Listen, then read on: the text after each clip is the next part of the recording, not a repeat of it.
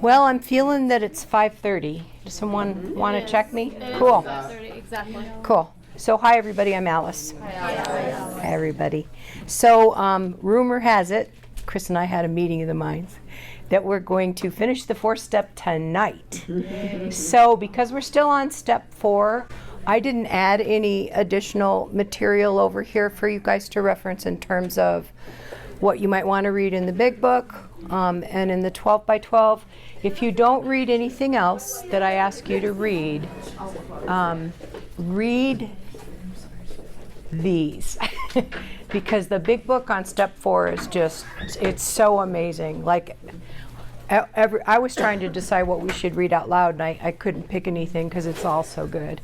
And the 12 by 12 is the same. The information on step 4 is really, really, really good. So if you haven't had a chance to read those parts of the AA literature, I strongly encourage you to do so.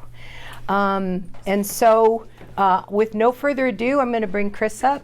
He's got more handouts. Why is that? Well, I'm going to give him the whole hour tonight. Yeah, pretty much.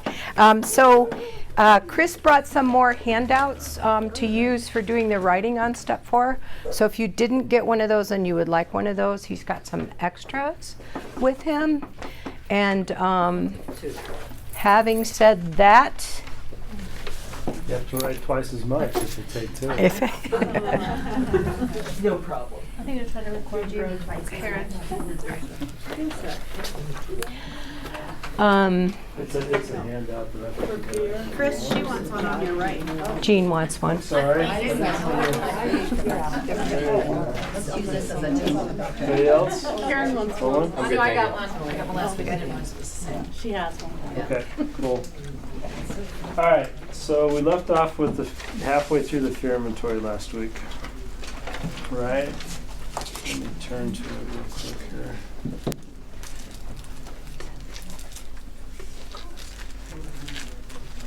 How about sex? That's not it, is it? No, that's not it. I'm going to do that. I'm going to do that in 30 seconds right before you leave. Now about sex. This is what you need to look at. Goodbye. Okay. So we talked about, I'm on page 67, very bottom paragraph, and at the beginning of the fear inventory. So just to review a little bit, notice the word fear is bracketed in the resentment inventory alongside the difficulties with Mr. Brown, Mrs. Jones, the employer, and the wife. This short word somehow touches about every aspect of our lives.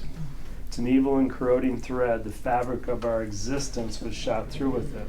Last week we talked about the dynamics of fear, how it steals from us. We used Candy's example of, I could be focusing on my family or being with my grandson, but I'm focusing on what I need or what I am not okay with or what I'm driven. A lot of people think that the defects of character that we're trying to get rid of in 6 and 7 are behaviors, my selfishness, my anger.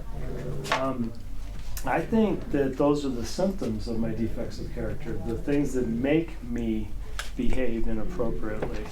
And and when I first heard these things early in the program, I tried to change my behaviors. I tried to act differently and had marginal success with that. But what happened is the behaviors kept coming back.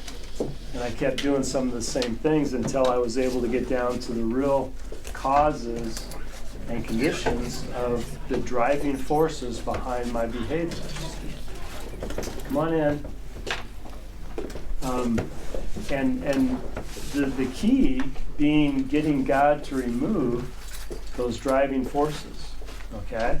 So today we're going to talk about the prayer work that we do to outgrow fear. And that's exactly what it says we're going to do. And we're going to begin outgrowing fear before we finish the fear inventory.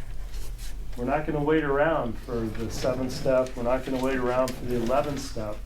Just like in the resentment inventory, when I read you the list of instructions and how to pray while you're in the inventory, asking God to save us from being angry, turn our thoughts to being useful. There was a list of 6 or 7 instructions.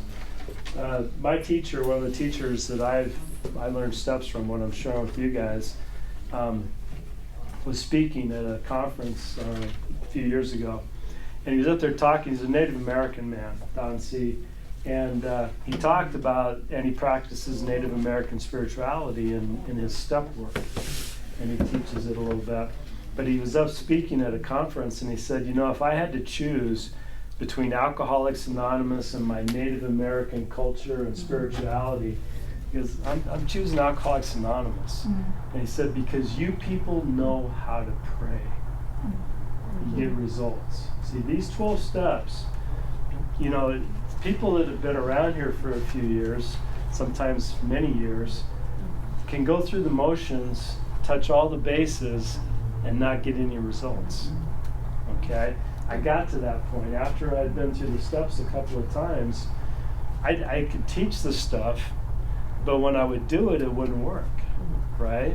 And there were little words in the third step, like sincerely taking such a position, or abandon yourself utterly, utter abandonment, you know, kind of strong words. So the key is when it's time to pray, and it tells me how to pray and what to pray for, I need to get results. It needs to work, okay? And I don't believe that we need to, you know, some of my people I work steps with, and they go, I've been praying the prayer all week, and I go, well, do you think God didn't hear you the first time? You know, how many times you gotta say it? If I'm saying a prayer over and over, it's for me, not to get God to hear me 19 times. And if the prayer isn't working, something's wrong. Something's missing. I'm either praying for the wrong thing. Maybe I'm not ready to let go of what I'm asking to be taken away. Maybe I'm praying for this defective character when the real defective character is something over here, see? So that's not failure, that's practice. Okay, this isn't an exercise of perfection, right? It's an exercise of trial and error. You know, how many times have Alice and I gone through the inventory process, you know, got to a fear or a defective character and said, all right, let's try this prayer and see if it works. How do I know it's working?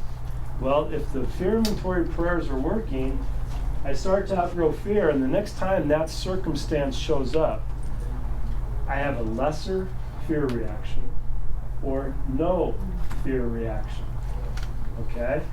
If I've got a self-esteem issue or a security issue, my resentment inventory, and I'm asking God to remove that, a belief system, one of the ones that haunted me for many years was the belief that I was a failure.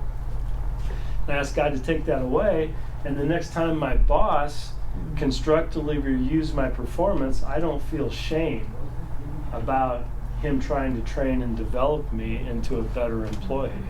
See, when I believed I was a failure, I heard, you're doing this wrong, or you're bad, I'm going to fire you. He's actually saying, Chris, I want to help you get better at this. That's what he's saying. But my shame made me resent him and rebel and do things like that. I was untrainable. I was unteachable because I couldn't hear what was really being said. Does that make sense? So the prayer, well, I knew the prayers were working when I could sit through a training session with my supervisor, or I could show up and hear rejection when I made a sales pitch in trying to acquire a new customer, and I didn't go into shame and fear and insecurity as a result of that. I mean, I've literally driven around a building 3 times asking for the fear of rejection to be removed, just so I could walk in to the front door and make a cold call and call on somebody. It's not personal. You know, they're just saying, no, we don't need your product, or we don't have time to talk to you today. And I'm hearing, you're a failure, we hate you, right? That's what I hear. And here I am, a salesman, making my living on rejection and successes, you know? And that's the lengths with which I had to practice this. And then parenting children, oh my gosh, fears galore come up, you know, when it comes to that kind of stuff. And I've parented 2 adult adult men. They're adults now, but I've been practicing this program their entire lives. Their entire lives. And all of my mistakes as a recovering alcoholic man were made stone cold sober. And I made plenty. See? And I had to learn that I was still a dysfunctional, fear-driven man, even though I wasn't drinking alcohol, as I practiced parenting, being in love relationships, business, holding jobs, things like that. That's life. You know, that's what we got to deal with every day. So this is a practice and a way of life, okay? So what I'm really after here is to show you guys an example of how you pray successfully when it comes to a fear and what success actually looks like. It's measurable. It's measurable. I was working with my brother-in-law this week around an issue in his life, and we talked and we worked on it, and he reported back to today that he literally shifted immediately after the conversation, and the person that he was in conflict with apologized to him. Okay? That's how this works, right? When I am afraid, I am defensive, and I solicit defensiveness out of other people. I solicit it. I'm wearing a sign, conflict with me, push back because I'm afraid. That's what they hear. And when I outgrow my fear, when God removes the fear, I am capable of showing up undefended, needless in that situation. Does that make sense? It changes the dynamic completely. It causes people to behave differently right in front of your eyes. That's how powerful this stuff is. And Chris is going, yeah, it works. It really does. It's amazing. Okay, so it set in motion trains of circumstances which brought us misfortune we felt we didn't deserve. And I talked last week about testing that premise. Did I find myself in a place to be hurt, or did I make a decision based on fear that later put me in a place to be hurt? I set these things into motion. Okay? But did not we ourselves set the ball rolling? Sometimes we think fear ought to be classed with stealing. It seems to cause more trouble. We reviewed our fears thoroughly, okay? We put them on paper, even if we don't have a resentment associated with them. That's what we talked about last week, okay? So I can have a fear with or without a resentment, and I mentioned that when in doubt, go through the resentment inventory exercise, because it starts to dissect the problem back there. We take our fears forward if we've done resentment inventory, and then we start inventorying our resentments. We ask ourselves why we have them. Okay, and on the handout that I gave you, 2 lines of thinking that I use. It's not the only way to do it, but it's the way I like to do it. I like to ask, if they reject me, if my boss fires me, then what? Well, then I'll have to go look for another job, or I won't have enough money to support my family, or everybody will think I'm a failure. Interestingly enough, most people think it's financial, right? When it comes to that stuff, in actuality, it's self-esteem and shame that we feel. It's the rejection of getting fired, not the financial consequence that scares us oftentimes. But we start breaking that down, and then I also use the idea of is there a historical reason for this? I was a kid, 9 years old, the dog bit me, a dog shows up over here, I feel fear of a dog, right? I acquired that experience about which I'm afraid down here. My brother committed suicide in 1986, right? And so one of my fears that came up for me for the first 10 years of my recovery was the fear of people I love dying, right? And my concept of God had to get bigger enough to handle people I love might die, because in God's world, people die, and I talked a little bit about that last week.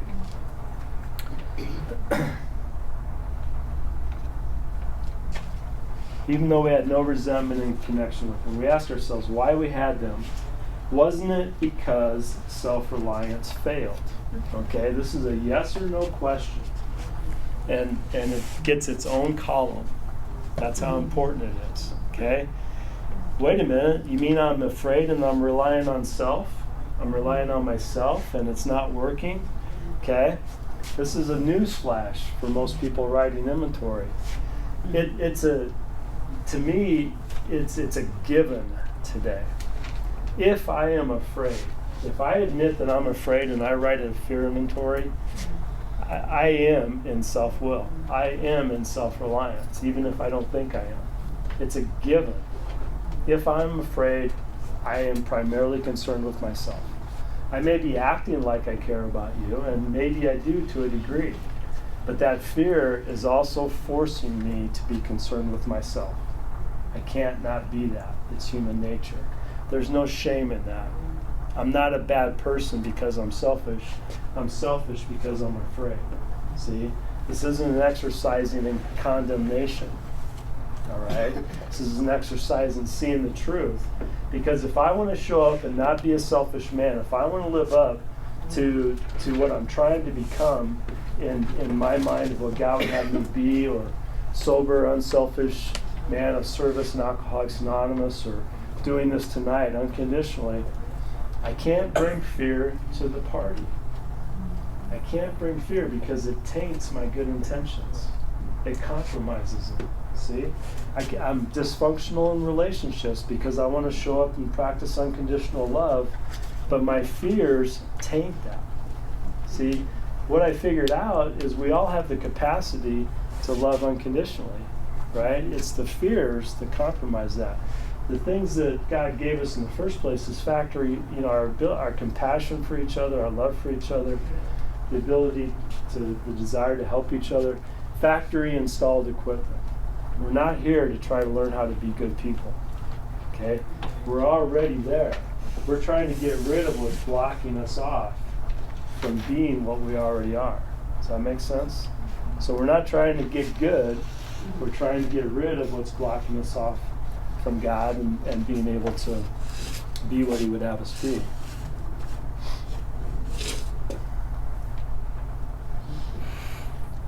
The self-reliance failed. Now, here's a twist that I found very helpful in working with my own self-reliance and helping other people. I asked the question in this column, what does self-reliance look like? Okay? Here's why that's important. If fear is my problem, fear is a big component of telling me I'm in self-will and self-reliance, doesn't it pay to know what I look like and how I act when I'm in it? Right? So how am I relying on myself to manage the fear and it's not working? So, newsflash, the answer is always no, self-reliance didn't work. Right? I haven't had anybody say, yeah, self-reliance is going great. My friend Joel says that self-will works sometimes, but you're exhausted afterwards. Right? It takes so much energy and it's finite. It's this much energy.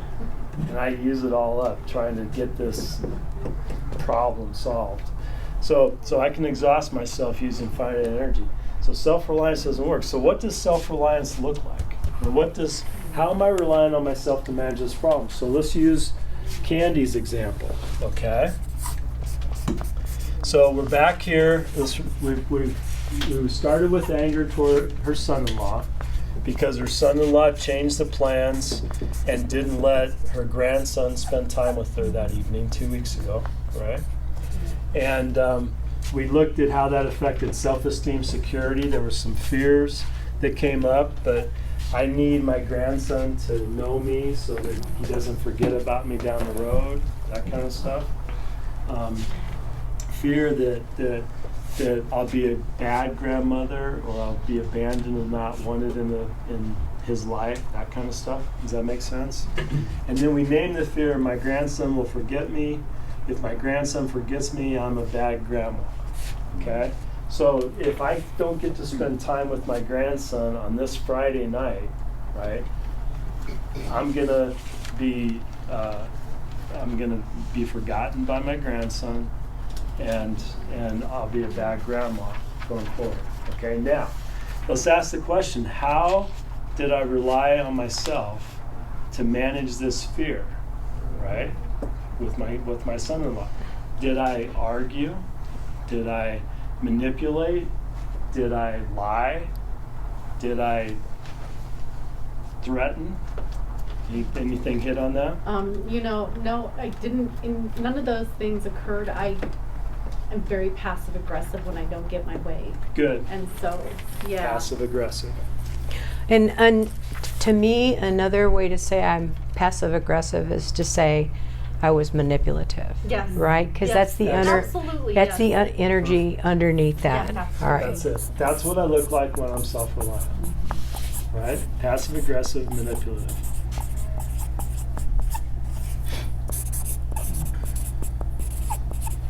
When I was in sales and I was afraid, I could become the nicest guy you ever wanted to meet.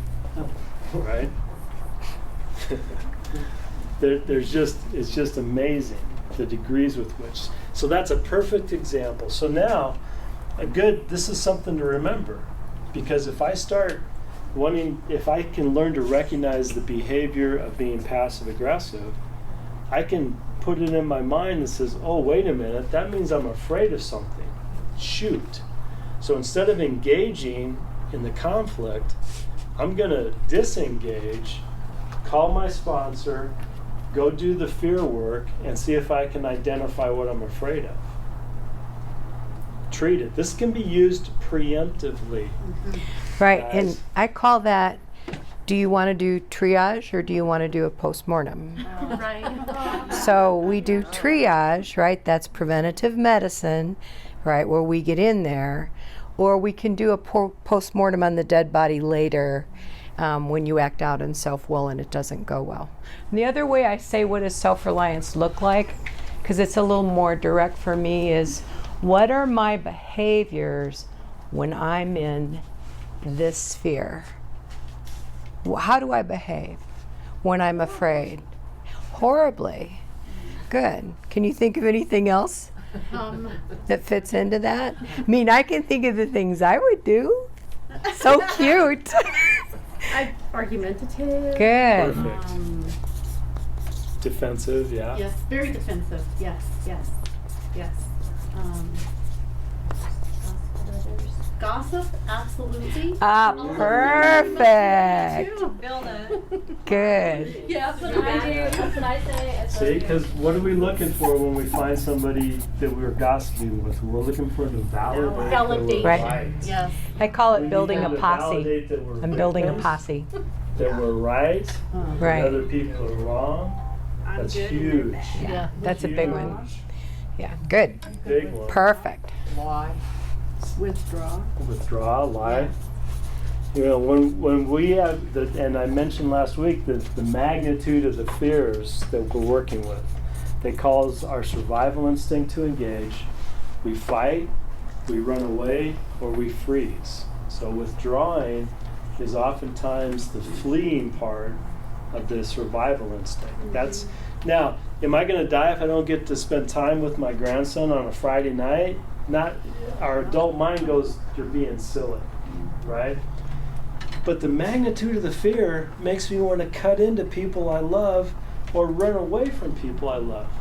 So It's ignore, that would be running away? Ignore It could be, yeah. Okay. See, and it's like how big does a fear have to be for me to want to withdraw from people I love, or to try to hurt the feelings of people I love? Right? Right. It's got to be pretty bad. Right. Yeah. It's got to be way big. And for me, it starts to make sense at the fear of dying. And what I've come to believe is that the fear of feeling shame or the fear of being abandoned is of the magnitude that I'm going to die from this. Yeah, Okay? and one of the things Chris and I have worked a lot on with my stuff is I Am Unlovable, which also came out. That, you know, and that, like human beings have to have love, right? They have to have love to survive. They found out that babies die. If they're in an orphanage, you can meet all their physical needs, right? You can change their diapers, you can give them a bottle. But if you don't interact with them, they die. It's called failure to flourish, right?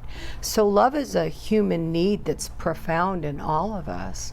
So when we bump up against, I'm unlovable, yeah, I will die of shame, Right. right? This is it's big for humans. Abandonment is a double banger. I'm going to die from shame, and I'm going to die from isolation and being ostracized. It's an emotional killer and a physical killer. Very good. Okay? So you see how we get this? This is incredibly valuable stuff. A lot. Yeah, see? Because my nature starts to become clear. My personality, my survival mechanisms. See? And I really wish I could not exercise my survival mechanisms, but I actually have to not be in a survival situation to not do it. Okay? And these beliefs and these fears keep getting me in those survival situations. Okay? Cool. All right. Chris, Yep. you mentioned victim, and Uh-huh. that's something that I've had to overcome and still have to look at on occasion. Any comments on your experience with the victim mentality? I could write a book. I can write a book. In my family of origin, I came away, I inherited or I got here with it, I don't know where it came from, but I got it. In my family of origin, the power struggles within our dysfunctional family were over who's the victim, who's the perpetrator, right? The victim-perpetrator hero triangle, okay?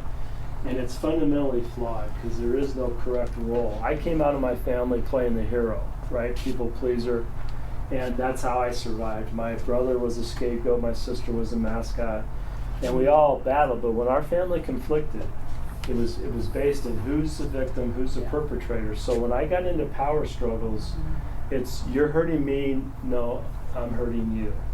That was the dynamic. And everybody knows you don't want to be the person doing the hurting. You know, I've worked with many Al-Anons, you know, and talked with a lot of them, and they believe that, a lot of them believe that their worst fear is being a victim, right? You want to scare the bejesus out of Al-Anon, tell them they're actually hurting somebody. And they will come out of their skin. See, we're more afraid of being perpetrators. So being victim is way safer than anything else. See? Why do I want to, and why is victim a bad thing? You know, if I claim victim, I'm claiming powerlessness. I got no power. I do not have control of the circumstances around me. No bueno. That's not good. See? Because do you know what the universe does when I claim powerlessness? As you wish. Yeah. Here you go. See? So the next best thing is be a hero, right? Hero always becomes the perpetrator. You rescue somebody, and then they need to be rescued again, and then rescued again, and then you get tired of it, right? And say, quit getting into the quagmire, knucklehead. I'm not going to rescue you anymore, right?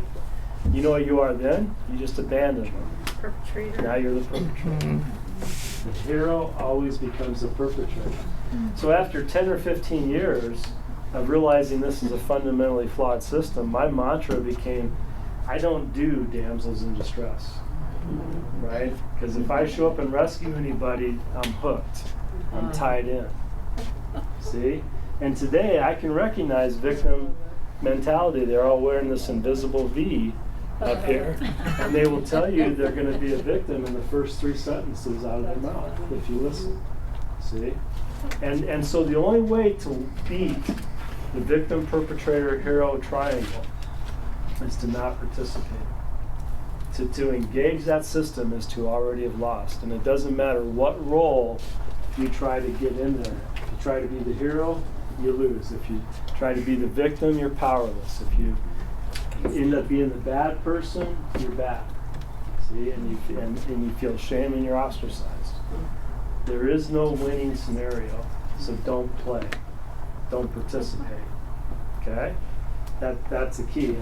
And the victim mentality, the victim perspective. You know, for 9 years, almost every resentment inventory I wrote, I would be writing along, and I'd get to, it's not my fault. And one of the characteristics of ego is the need to find fault and blame. Okay? And I learned that at 6 months of recovery. And I would get to, it's not my fault, and I go, shit, I'm in self-will. It's on me, because I need to find fault or blame. And it took many years to get to an existence where there is no fault or blame, and I don't like to debate that, but it's the world I try to live in, right? My problems are of my own making, period. There are no problems in my work. My fear is set into motion trains the circumstances that cause my problems. My life is fine if I don't let these things cause problems. And who wants to, if I got problems, do I want to have the power and the authority to address those problems and not make them anymore? Or do I want to make them your responsibility and sit around and wait for you to figure it out? Right? Which position you want to be in? So I don't care what my problem is, it's mine. And somehow I got myself into this. See, now I will try to help people get themselves out of their problems, but it usually requires going back. One of my favorite lines, and some people will recognize this, every time something bad happens, I ask a question, did you have an intuition before that happened? 95% of the time, before I can finish the question, I say yes. So it's like, all right, why did you ignore that? Fear. Yeah. And I had something happen this week that's very much this story. So I have a coworker that I've gone around and around with before, and she was in one of my staff's office, and that staff person who's leaving has one of those desks that go up and down. So this woman came into my office and she said, "Who told your boss that she could have that desk?" And I said, "Well, that might have been me." I said, "I don't remember, but it might have been me." And she said these magic words back to me. She said, "Well, she can't. I'm going to give it to this staff person." And inside me flared up this, "Oh no, you're not." Right? I mean, I could feel it just come up in me, and I heard this voice in my head say, "Take 3 deep breaths," which I did. And then I heard the same voice say, "Now sit down." So I did. And I asked myself, why do you need to go after her? Why do you need to go tell her she's wrong and that's your staff's desk? And why do you need to do that, Alice? And it was so I could be right and prove that she's wrong and get my way. Arrogant, selfish, self-seeking. So I then said a prayer to God to remove my fear that I'm wrong and bad if I lose that desk. Which worked, right? And so that's triage instead of a post-mortem, right? So I've gotten in conflict with this woman before and had it go very, very poorly. Who's that on? It's on me. It's on me. And so knowing what I do when I'm afraid that I'm not going to get my way and that I'm wrong and somebody else is right, it preempted me from behaving badly. And one time Chris said to me, and I'll never forget this, he said, "It's not that there's not assholes, Alice." There are assholes. And I'm like, oh, that's helpful. But being right and going toe-to-toe with people like that is harmful to me, and it does no good in the long run. So, so this is really helpful to me. Okay, so we take the time to figure out how we're relying on self to manage the fear because of what we've just demonstrated, how beneficial it is to me. This is a practice, it's a way of life. Getting afraid is not failure. Getting afraid is an opportunity to grow. It's a window in which you're going to see your current concept of your higher power and the degree with which you trust it. Okay? I was raised in a religion, I believed in God, and I probably would have passed a lie detector at times when I told you I trusted that higher power. But the fact that I'm writing inventory contradicts that, doesn't it? Because if I trusted the higher power, I wouldn't be afraid. See? So my concept or my faith or my relationship with this higher power isn't at the degree with which it needs to be. So I have got to give up relying on myself because I don't trust my higher power, or my higher power isn't big enough to handle the problem, and come up with a new concept that's going to work going forward. Does that make sense?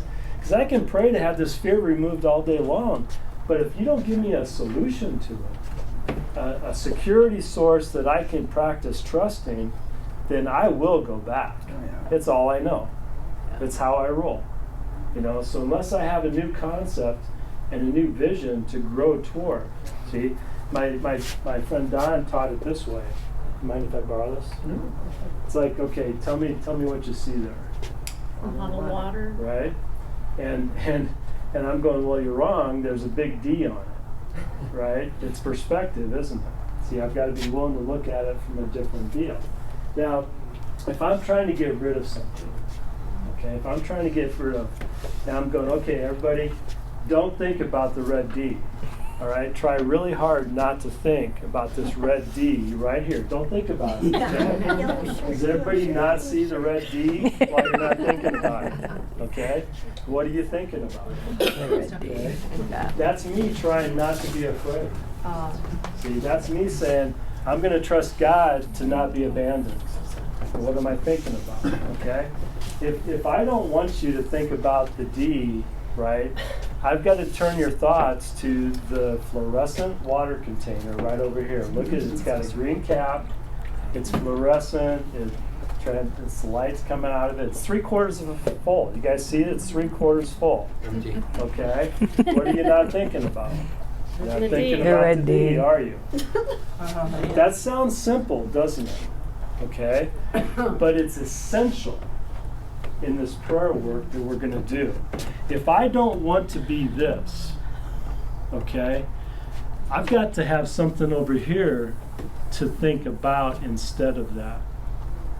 Asking God to remove what I don't want gets me halfway there. If I get into a taxi cab or I go to, Uber's not a good example because they already know where you want to go. It doesn't work anymore. If I get into a taxi cab and he says, Chris, where do you want to go? And I say, well, don't take me to Aurora, right? And he goes, all right, where do you want to go? Don't take me to Aurora. I really don't want to go to Aurora, right? All I can say is I don't want to be afraid. Don't take me to this fear. Take me anywhere else you want, but don't take me to this fear. The guy's I'm not going to know where to go. Where am I probably going to end up? Aurora, right?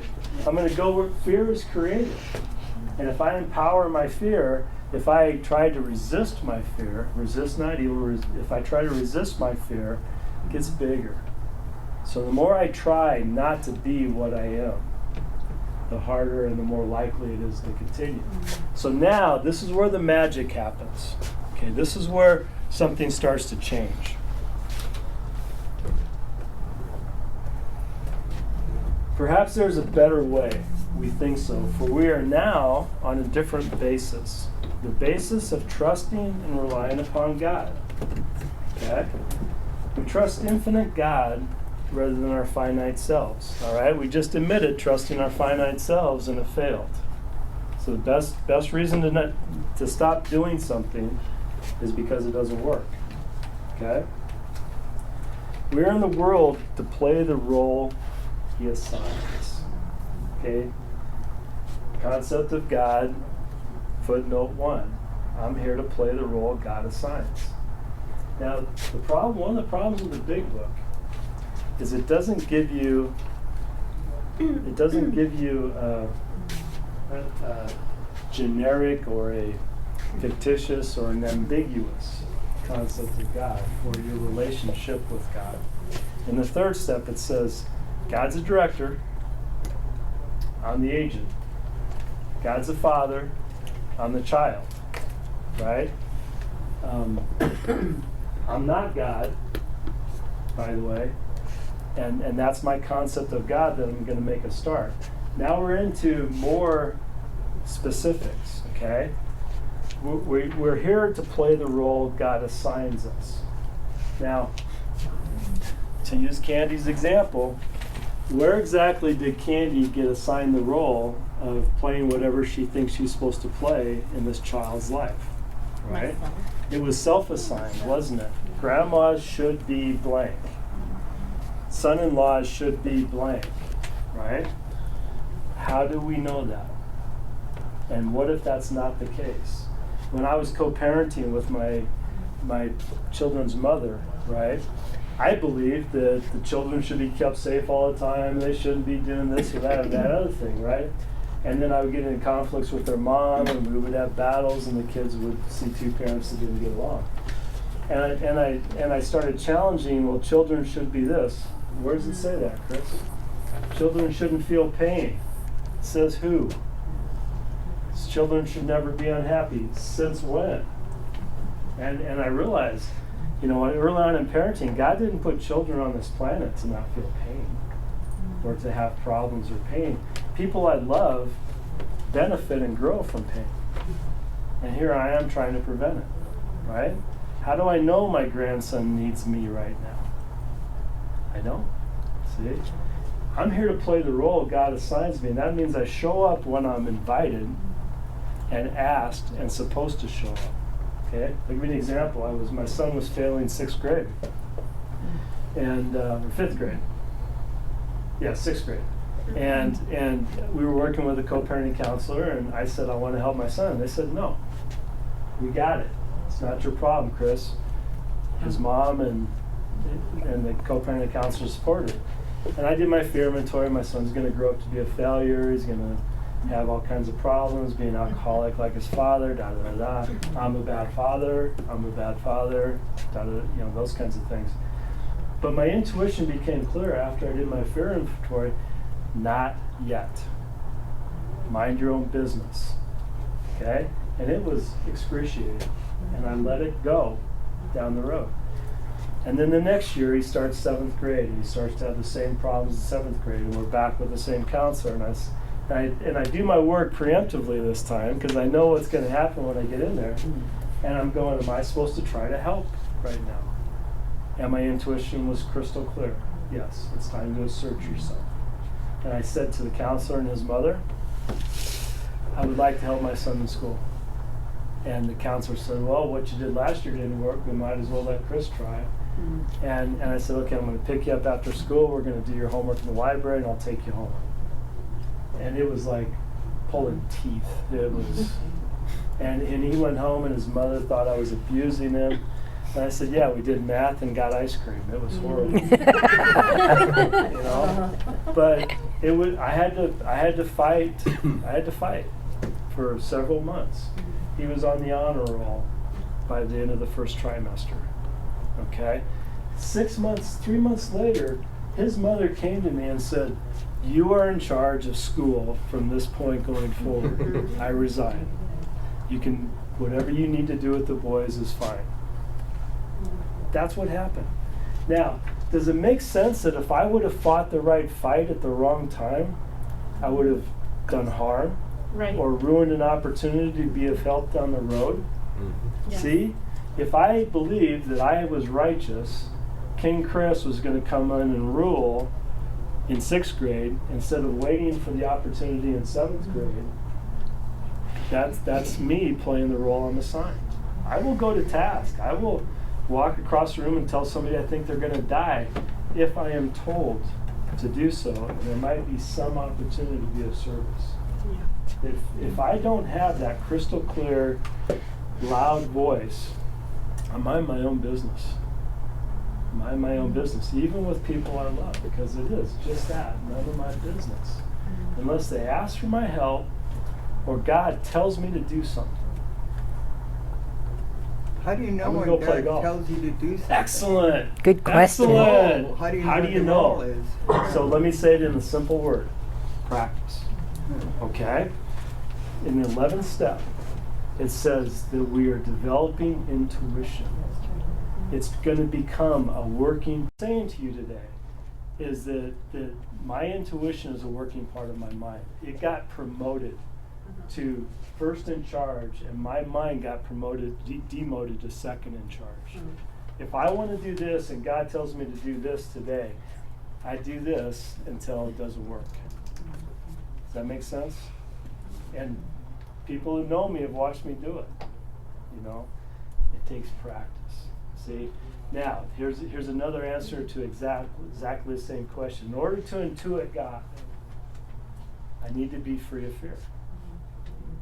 Okay? If I'm not free of fear, I can't trust my thoughts, because fears sound the same as God when I'm afraid. And no matter how hard I try to not let fear influencing me, it's influencing me at some level, in some way. Okay? It just messes shit up. It just does. So, I gotta not be angry, because beneath my anger is likely fear. So I gotta not be afraid to not be angry. And to hear God tell me what the hell to do. Does that make sense? Totally. How long does that take? A long time sometimes. God's time. Exactly. And so what if it takes a long time? Right? Because there's a parade of people coming down the path to help me practice. There's a parade, there's a never-ending line of knuckleheads with my kind of crazy waiting in line to help me see this stuff. And when one of those people come along today, I hate them at first, and it's another frickin' growth opportunity, and I embrace it. Because frankly, guys, how do I uninvite assholes out of my life? Learn what they're here to teach you. Master the fear, master the resentment that they're causing. Outgrow the fear that they're causing you to feel. Because you already had it before they got here. Okay, they did not cause it. It was here. It was here before they got here. Nobody can make you feel shame. Nobody can make me feel shame without my permission. Right? I already had to have the belief that whatever they said or did caused me to feel shame. See, I can't be a victim of my feelings. People can't hurt my feelings without my permission, and if they can, I am in deep, deep, dark part of the forest here.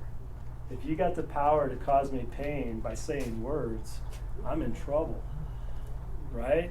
My security is now in your hands, and I need you to like me, talk to me a certain way, treat me a certain way, act a certain way, so that I feel safe. That's messed up. Really sophisticated psychological diagnosis. Messed up. It's messed up. It doesn't work.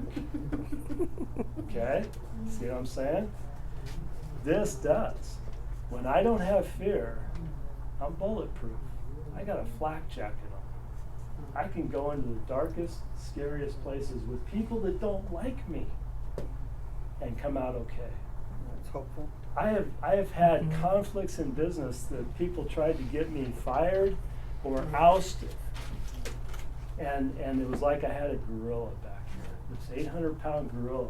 It got to the point where it's like, oh man, don't throw down on me. You're gonna lose. Please don't do that. I had a supervisor in a meatpacking plant come up to me and said, "You displaced my friend when you took over this account." With some water treatment, and I did. I displaced a competitor. He comes up to me and goes, "You displaced my friend. I am going to do everything in my power to get you to fail." Those were his words.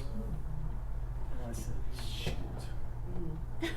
Darn it. And I walked into the plant manager's office and I said, "I'm sorry, but this is what the guy told me. And I want to help you guys, like I said. He goes, "I will handle it." The guy was on graveyard shift, demoted the next night. Nothing.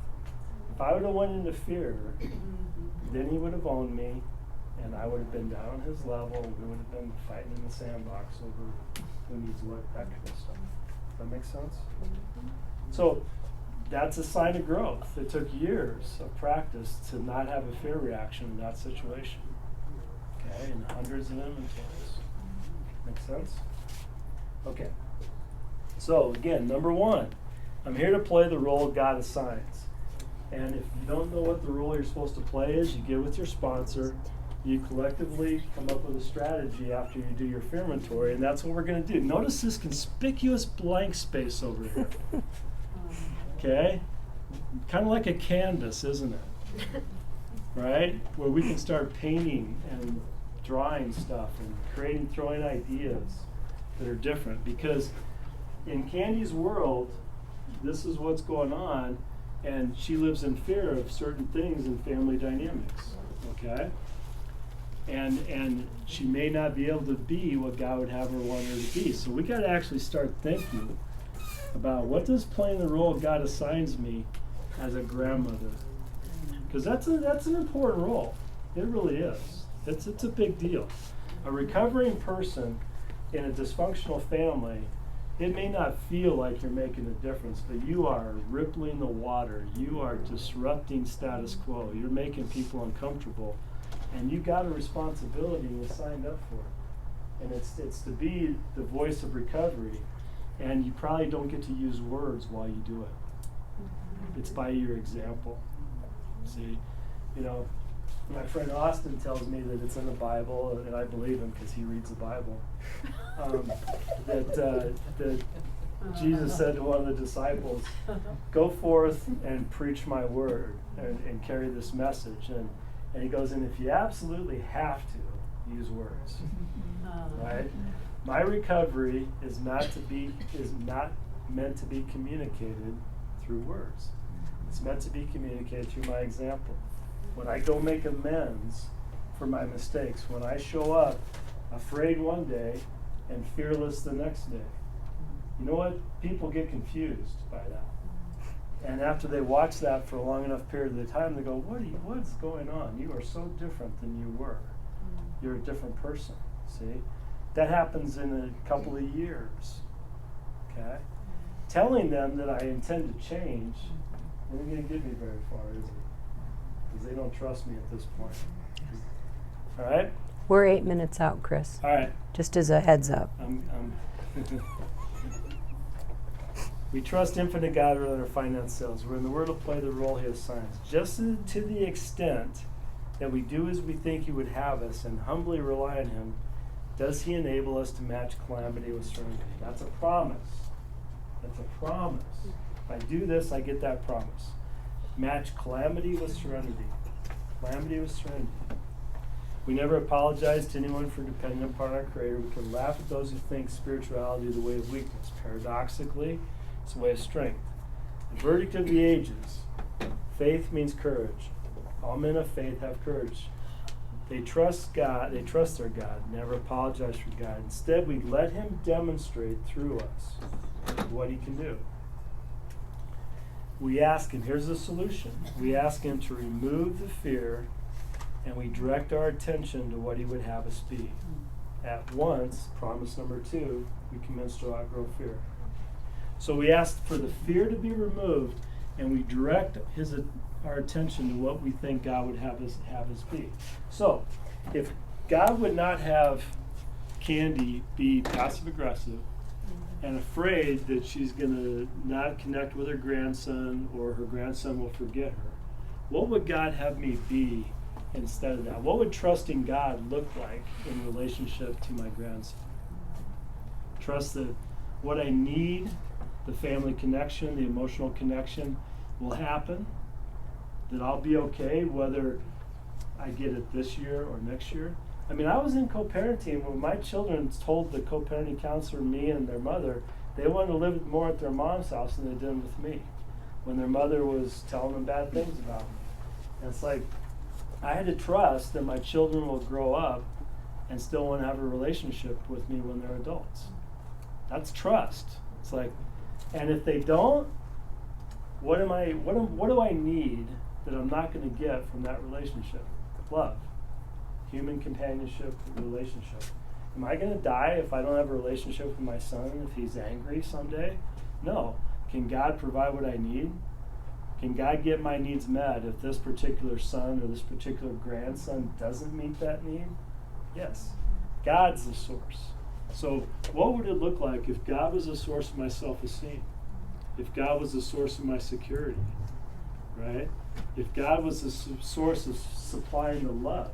I've long since had the concept that whatever love I receive from human beings or situations is coming from the higher power through those human beings. They're conduits, as am I. I'm a conduit, right? My job is to be a conductor of love, not the source of it. See? And so if I'm getting love in this particular area of my life, or I'm making a living at this job, then my concept, and this job goes away, then it's like, all right, God, I guess you got a new plan for me. I wonder where it's at, right? Rather than going into, oh my God, I'm going to die, right? That's how this rolls. It's like, oh, if this company abandons me, I won't survive. I can't take my family. My family will be homeless, and I'll be shamed as a father and a husband. It's like, or God's got another job for me. And guess what? It's probably better than anything I can figure out all by myself. See? So I don't need this job. I need to go work where God tells me to work. I was working with a guy, fear of not having enough money to retire at some age. And I said, how do you know God wants you to quit working? Oh, shit. Oops. That sucks. Because I got really good plans. Right. And I got a really good visual strategy on how to survive life successfully better than almost anybody else. And who's supposed to be there when I get there? Right? Who's supposed to be there when I get there? Not my job. Not my design. I resigned all that in the third step, didn't I? Well, now I got a problem. Because my concept of God says, okay, God's the source of whatever I think I need and I'm not going to get. And now I ask God to remove this fear, and I turn my thoughts over here. This becomes the water bottle. So when I wake up tomorrow morning, I take this concept of a higher power that I just expanded, that now includes actually being my source of security. I have done hundreds and hundreds of inventories in my recovery process, and I have yet to ever have not gotten what I needed in 32 years. You'd think I'd start trusting a little bit more, right? My favorite question when we start doing work with people is like, what do you have? What do you need right now? What do you need right now that you don't have? Well, I might not have enough money next year. Well, no, now, right now. Well, I got everything I need. Rent's paid, I got food, my kids are okay, I got a job. How's God not doing his job? You got next Friday night with your grandson, right? Yes. See, but I show up in self-will and fear, and I start being passive-aggressive. People don't like me. They push back, and now I compromise my relationship or my opportunity to be of service in the future.